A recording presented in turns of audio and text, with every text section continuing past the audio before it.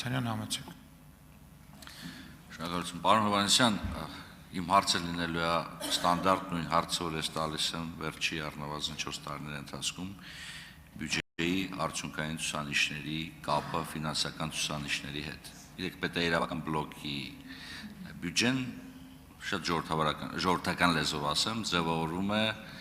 հետևյալ սկզբունքով մոտավորապես 80-ից 90% դա աշխատավարձն է, պահպանության ծախսերն են ընդհանուր առմամբ։ Հիմա մեր համար շատ կարևոր է հասկանալ հետևյալը, թե կոնկրետ գործառույթ իրականացնելու համար ինչ միջոցներ պետք է հատկացվի այս կամ այն հիմնարկին կամ հաստատությանն։ Որպես կանոն կա մի անջրպետ թվի եւ արդյունքային ցուցանիշների միջև։ Հանուն ճշմարտության պետք է ասեմ, վերջի 4 տարիների ընթացքում էական բարելավում է տեղի ունեցել եւ մենք գրեթե դատարկ տողեր չենք տեսնում արդյունքային ցուցանիշների մեջ։ Բայց այդուհանդերձ, տեսեք, թվայնացում, արհեստական բանականության գործիքների օգտագործում, big data-ի օգտագործում, պաշտոնյա անձնագրերի առկայություն, այս ամենը հնարավորություն է տալիս հասկանալ գործառույթը իրականացնելու համար մեզ ինչ որակի, ինչ մասնագետներ են պետք եւ գործառույթից մենք ստանանք ֆինանսավորումը, ոչ թե ֆինանսավորումը բերենք կապենք գործառույթի հետ, որովհետեւ շատ դեպքեր ունեն, դուք էլ նշեցիք, որ գործառույթը մի մարմնից տեղափոխվում է մյուս մարմին, բայց ինչ-որ ոչ տեղա ավելանում, ոչ տեղա պակասում, կամ երկու տեղել ավելանում է, կամ երկու տեղել պակասում է։ Ինչպես անենք, որ մենք չունենանք դատարկ տողեր կամ abstract տողեր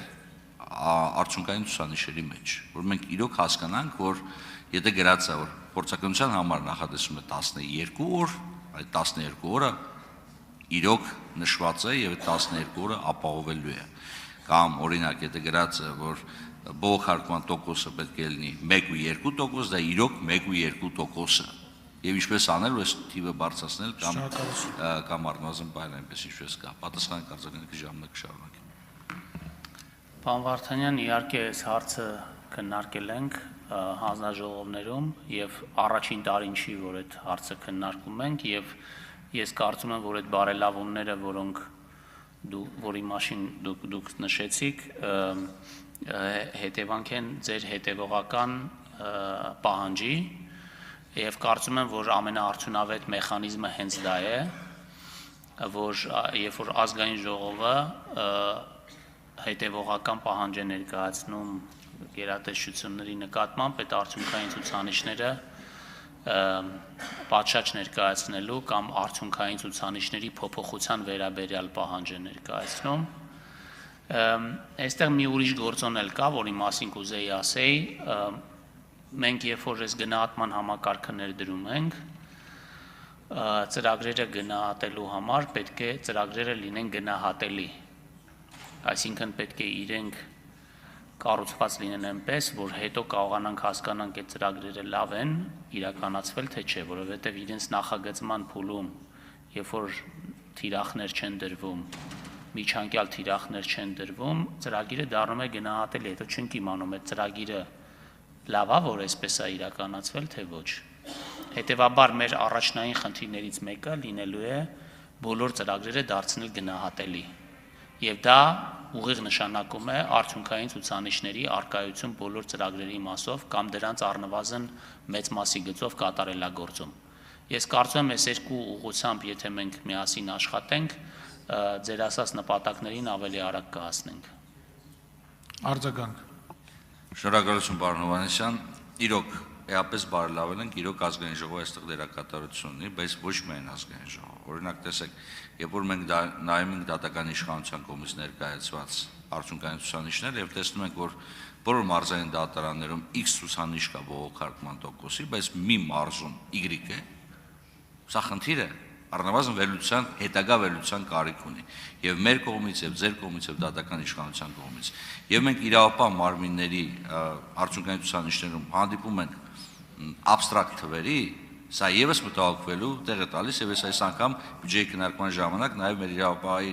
գործընկերներին ասել եմ, եթե դու գնայինք ինչ-որ մի տեստուգման եւ մոտարկված թիվ հայտնաբերեիք, սա առնվազն խնդիր է լինելու այդ տնտեսվարողի, այդ հիմնարկի այդ հաստատության համար, բայց ես ձեր բյուջետային հայտերում եմ ցավոք տեսնում նման, չեմ ասում բացարձակ, բայց մոտարկված թվեր։ Իհարկե, կանխատեսումները անշնորհակալ գործ է, բայց մենք պետք է միասին աշխատենք ոչ միայն ազգային ժողովի փուլում, այլ ամբողջ տարվա ընթացքում։ Շնորհակալություն։ Պարոն Վարդանյան, մի հարց էլ կա այստեղ, որը ուզում եմ առանձին նշեմ, դա այդ երբ որ մենք արդյունքային ցուցանիշներ ենք սահմանում, հետո հաշվետվություններ ենք ներկայացնում, մեզ համար կարևոր է նաև արդյունքային ցուցանիշների վստահելիությունը։ Եվ այստեղ բախվում ենք այն հանգամանքին, որ ներքին աուդիտի համակարգը մեր պետական մարմիններում այսպես ասենք լավ զարգացած չի եւ ֆինանսների նախարարության կարևոր անելիքներից մեկը առաջիկայում այս ուղղությամբ էական քայլեր իրականացնելն է, բայց այստեղ խնդիրը ավելի երկարաժամկետ է, որովհետեւ մենք ունենք նաեւ մասնագետների պատշաճ որակավորված մասնագետների պակաս եւ կարծում եմ այս մյուս հարցը նաեւ ներքին աուդիտի համակարգի ներդրման միջոցով պետք է կարողանանք ավելի հասցեագրել։